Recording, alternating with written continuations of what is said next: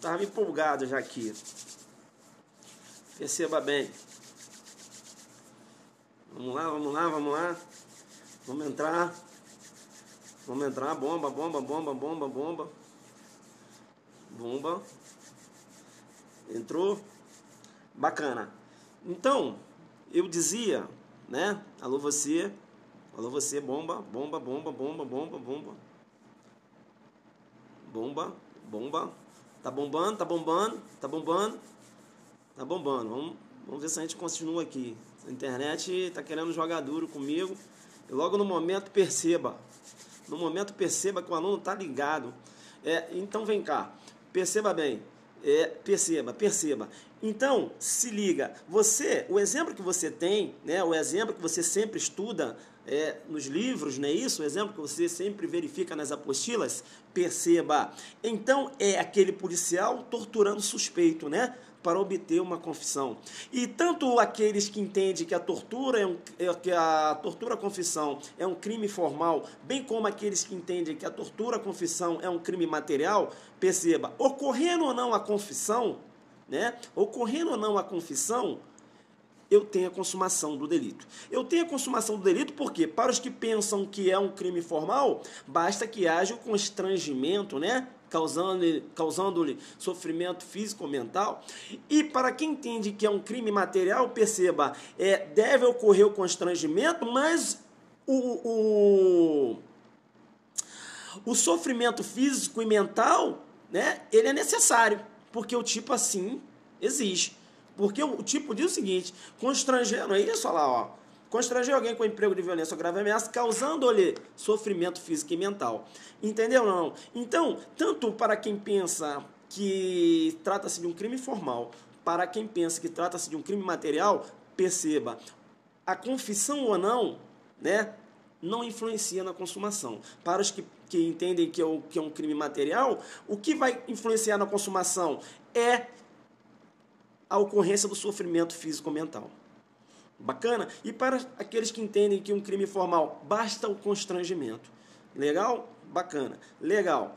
Então, o exemplo que você tem na sua cabeça é o policial torturando o suspeito. Bacana. É um exemplo, né, de tortura à confissão, desde que ele tenha a intenção da confissão do agente. Legal? O que eu quero chamar a tua atenção? Eu quero chamar a sua atenção porque na prova pode aparecer o seguinte: olha que o Tício chegou em casa, né? Perceba bem. E aí eu vou dar os dois exemplos, depois eu vou falar lá do traficante. O Tício chegou em casa, aprontou na rua. Perceba, chegou em casa. Rapaz, a mulher dele começou a torturá-lo. Isso, com ferro e brasa. Você estava onde? Fala, né? Declara com quem você estava. Começou a torturá-lo. Veja que está torturando para obter o que? Uma confissão. Perceba, eis aí um crime de tortura, confissão, tortura probatória.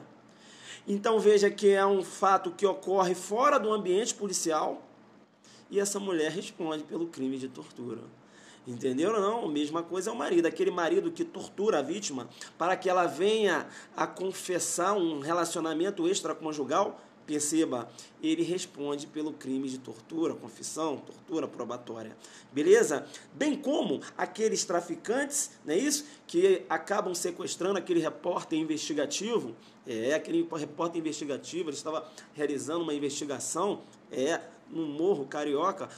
Aí ele foi sequestrado lá pelos traficantes. Os traficantes começaram a torturá-lo para que ele, né, passasse a informação. O que você está fazendo aqui? Tortura, né? Torturando, fala, né? Veja que os traficantes respondem aí pela tortura à confissão. E veja que os traficantes não são o quê? Não são policiais, não são servidores públicos. Beleza, então? Tranquilo? E isso é muito interessante. Isso é muito interessante porque você vai verificar que o crime de tortura, via de regra, é um crime, perceba bem, bicomum. Bicomum. Como assim, professor? Bicomum. Sujeito ativo, qualquer pessoa. Sujeito passivo, qualquer pessoa, via de regra. Via de regra. Porque eu tenho uma tal modalidade de tortura, né, que irá figurar como um bipróprio. Bipróprio. Como bipróprio, professor? Olha, o agente, ele tem que ter uma determinada qualidade e a vítima também tem que ter uma determinada qualidade.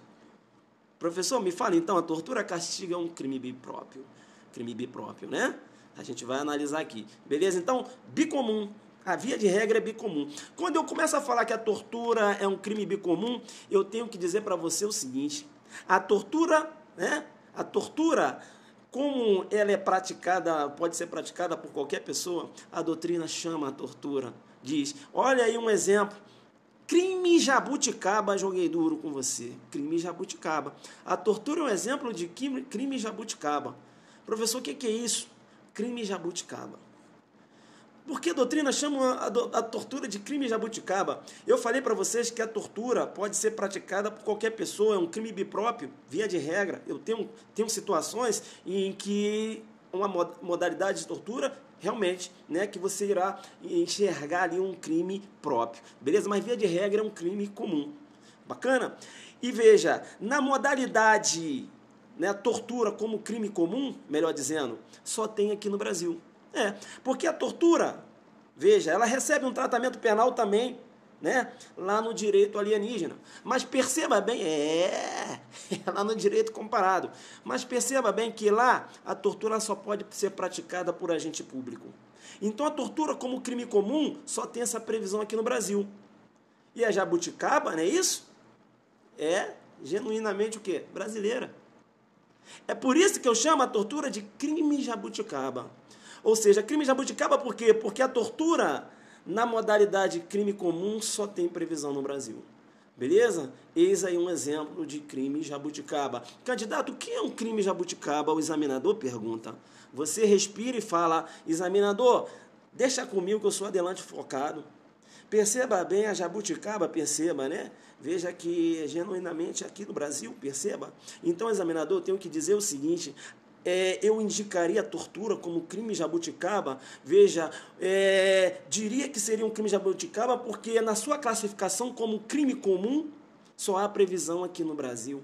Então, crime jabuticaba é aquele crime em que essa figura típica, né, ou a sua classificação, ela tem somente aqui no Brasil.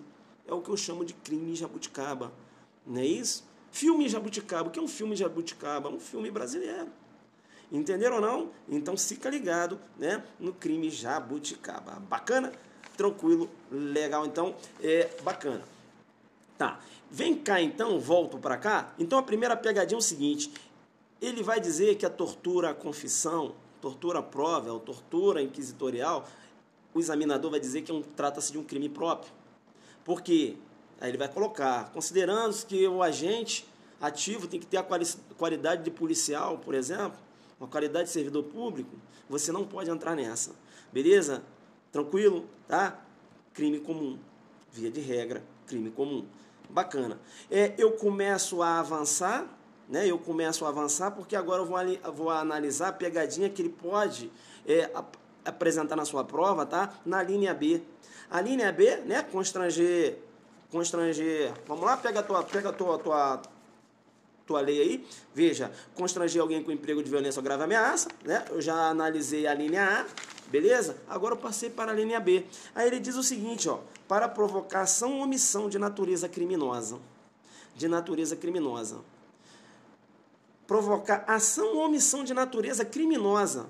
Veja, infração penal, duas espécies. Eu tenho crime e contravenção.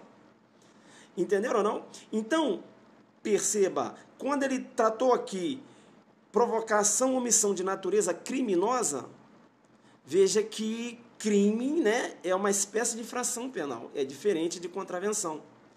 Então, veja que não entrou contravenção penal. Então, se eu provoco, né, uma vítima para que ela venha realizar um disparo de arma de fogo, né, ou melhor, se eu estou constrangendo uma vítima, né, torturando, para que ela venha a realizar um disparo de arma de fogo, né, ali torturando, atira, ferro em brasa, por exemplo, perceba, veja, aí a vítima, né, ela realiza esse disparo e mata aquela pessoa que eu tenho o desejo, né, de que ela venha ceifar a vida. Veja, então, o agente vai responder pela tortura criminosa, beleza? Tortura criminosa, legal? E, além disso, vai responder lá pelo homicídio, Legal? Bacana? Professor, e como é que fica a situação do coato? Professor, aquele que sofreu aquela tortura, né? Aquele constrangimento mediante violência, que você falou violência, ferro em brasa, beleza. Eu tenho que dizer para você que ele não tem conduta. Ele não tem conduta, ele está sob violência. Perceba bem, ele não tem conduta. Se ele não tem conduta, para ele o fato é atípico. Porque a conduta, né? E a conduta, perceba, é tanto dolosa, né? O dolo e a culpa se encontram onde? Lá no fato típico. Beleza? Né? Aí, pela concepção finalista. Então, perceba, esse agente, né, que sofre a violência para realizar o disparo, ele não tem conduta. Isso quando eu raciocino, beleza? Tá? Com a violência física. Violência física. Eu pego o ferro em brasa, encosto no cara, atira. Encostando nele, o ferro em brasa, ele vai realizar o disparo. Beleza?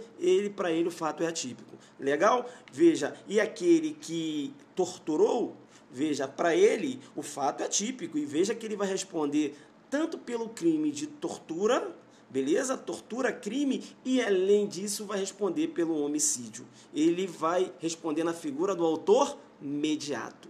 Legal? Bacana. Fica ligado porque pode ocorrer que essa ação do agente venha a decorrer de uma ameaça. O agente coloca a arma na cabeça dele e fala, atira notícia, ele vai e atira. Olha que agora está, né, sobre aquela ameaça, né? Há uma coação moral. E essa coação moral, ela é o que? Irresistível. Então, professor, ele tem conduta? Ele tem conduta. Aí ele tem conduta. Professor, esse cara vai responder? Perceba. Dependendo, se você adota um conceito tripartido, perceba, né? Num conceito analítico de crime sendo fato típico, antijurídico culpável, na estrutura do crime, né? Veja que nem crime ele irá cometer. Por quê? Porque, veja, a coação moral é irresistível, veja, né? Inexigibilidade contra adversa, uma causa de exclusão da culpabilidade. Agora, se você adota um conceito bipartido, crime é fato típico, antijurídico, culpabilidade é pressuposto da pena, perceba, ele comete crime, mas não não irá o quê? Responder penalmente, né? Não há que se falar, melhor dizendo, não há que se falar na aplicação de pena. Beleza? Tranquilo? Então fica ligado, né? Fica ligado. Se for com uma violência para que ele realize o disparo, perceba, o coato, aquele agente que realizou o disparo, para ele o fato é atípico. Se for mediante grave ameaça, né, e ele realiza o disparo, né, para ele, veja, não há que se falar em atipicidade do fato. Beleza? Tranquilo? Veja que ele não irá responder por uma causa, né, por uma excludente de culpabilidade. Coação moral irresistível. Deu para entender? Mas perceba bem, tanto quando eu tenho uma coação física, como quando eu tenho também a coação moral, veja, esse agente irá responder pela tortura, né? Tortura, crime, e além disso, pelo homicídio. Deu para entender? Então, o examinador ele pode tentar te pegar no coato. Ele vai tentar trocar. Entendeu? Fica ligado no coato. É qual? Aquele que está, né, sob a coação. É ali que ele vai tentar fazer a pegadinha contigo. Entenderam ou não? Porque ele sabe que você, né, tá ligado, automediato e tal. Ele sabe. Aí você vai ter que trabalhar aqui no coato. Ele vai tentar fazer, né, trocar aqui. Entendeu? Ele vai falar o seguinte, vai falar que o fato é atípico quando você tem uma coação moral, quando não há que se falar é a tipicidade do fato. Você tem conduta. E ele vai dizer o seguinte, que o agente, perceba bem, @professor, aí ó, ao professor Francisco Sanin aí, ó, na área, professor Francisco Sanin na área, parceiro. Estamos juntos, eu estou aqui, né, adelante focado. Então, voltando aqui, ele vai tentar inverter, beleza? Aqui na figura do coato, legal? Então, quando o coato, ele age mediante, né, violência física, né, vis corporalis, veja, ele não tem conduta. Bacana? Ele não tem conduta. O fato será atípico. Se não tem conduta, você não tem aí dolo, né? Você não tem elemento subjetivo aí. Entenderam ou não? Quando há uma grave ameaça, veja, a coação moral é irresistível. Veja, você tem uma inexigibilidade contra adversa. Há uma exclusão de culpabilidade. Não há que se falar a tipicidade do fato para ele. Entenderam ou não? Então, fica ligado aí na figura do coato. É o que ele pode armar de pegadinha quando você trabalha com a tortura crime. Outra coisa também que eu vou chamar a sua atenção, quando você raciocinar aqui com a tortura crime, perceba, muito interessante aqui. Tá. Um detalhe. Quando raciocinar, tá? Melhor dizendo aqui, volta aqui um pouco. Quando raciocinar com a tortura mediante a violência, tá? Mediante a violência, perceba, ele é autor imediato, melhor dizendo, ele é autor imediato. Beleza? Ele é autor imediato. Ele vai entrar na figura do autor imediato quando for a coação moral. Legal aí? Acertou? Tá? Acerta aí, então. Beleza, então. Tranquilo. Tá. Um detalhe que você tem que ter também aí no seu caderno, beleza? Um detalhe que você tem que ter aí no seu caderno, tá? Faça essa correção, né? Que eu acabei de fazer aí, tá? Então, quando é uma coação física, ele é autor imediato. Beleza? Tranquilo. Um detalhe que você tem que fazer no seu caderno é que, coloque essa observação, alguns autores entendem que aqui na tortura crime, né, quando a lei fala que para provocar ação ou omissão de natureza criminosa, alguns autores entendem que aqui deve-se fazer uma interpretação extensiva.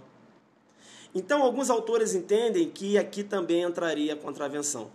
Eu penso que isso é minoritário porque ofende, inclusive, o princípio da legalidade. Beleza? Na maioria das doutrinas, você vai entender o seguinte, a doutrina sempre alertando, olha, se for prática de contravenção, o agente vai responder por constrangimento ilegal e a contravenção que aquele outro praticou. Beleza? Aquele que foi forçado a praticar aquela contravenção penal. Ele vai responder por constrangimento ilegal e por aquela contravenção. Bacana? Que aquele outro praticou. Esse agente, né, que utilizou da violência, da grave ameaça. Legal? Constrangimento legal e, além disso, pela contravenção. Beleza?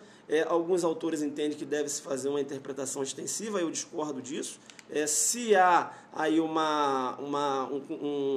constrangimento mediante violência e grave ameaça para provocar uma contravenção penal, eu entendo, né, que aí vai entrar, se ocorreu inclusive a lesão corporal, não é isso? Veja, pode responder pela lesão corporal e a contravenção. Se ocorreu o constrangimento, perceba, e ocorreu um sofrimento mental, veja, com a intenção de praticar uma contravenção penal, eu entendo, né, se não ocorreu a lesão, eu entendo que ele vai responder por constrangimento ilegal e, além disso, pela contravenção.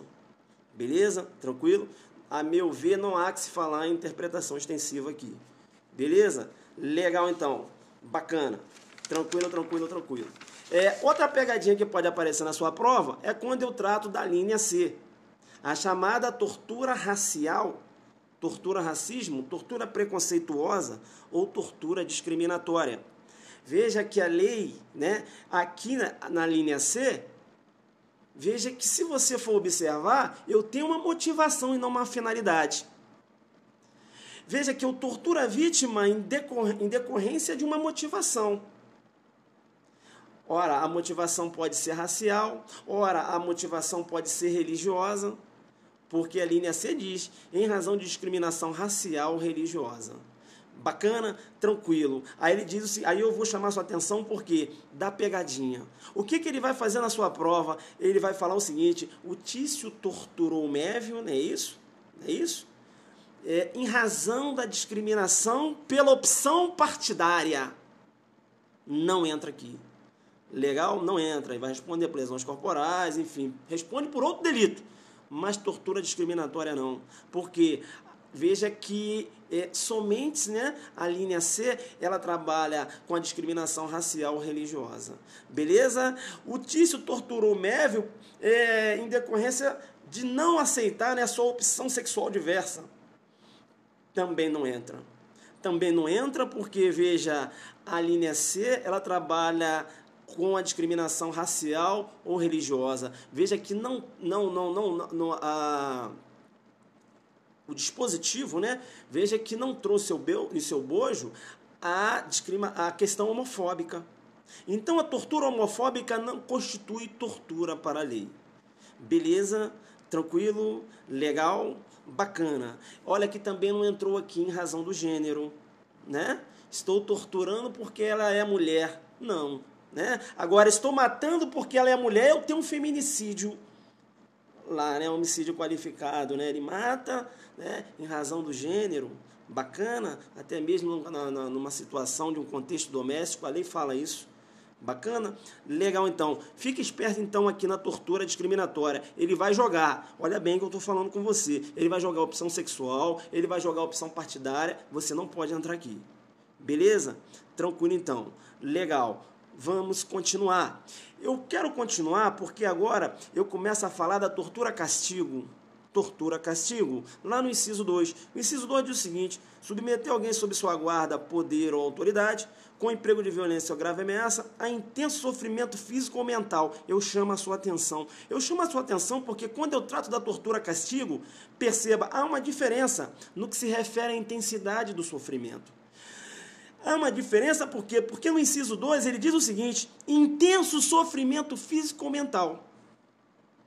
Lá na tortura confissão, na tortura crime, na tortura discriminatória, perceba, basta que haja o sofrimento. Não é isso? Vamos aqui? Vamos aqui? Olha lá, pega aí na sua lei. Pega na sua lei. Pega na sua lei. Causando-lhe o quê? Sofrimento físico ou mental. Aqui, no artigo 1º, aqui no caput, basta que haja um sofrimento físico ou mental. Na tortura, castigo, não. Veja que aqui eu tenho que ter uma intensidade do sofrimento. Beleza? Porque a lei é assim, né? A lei é assim é a literalidade da lei.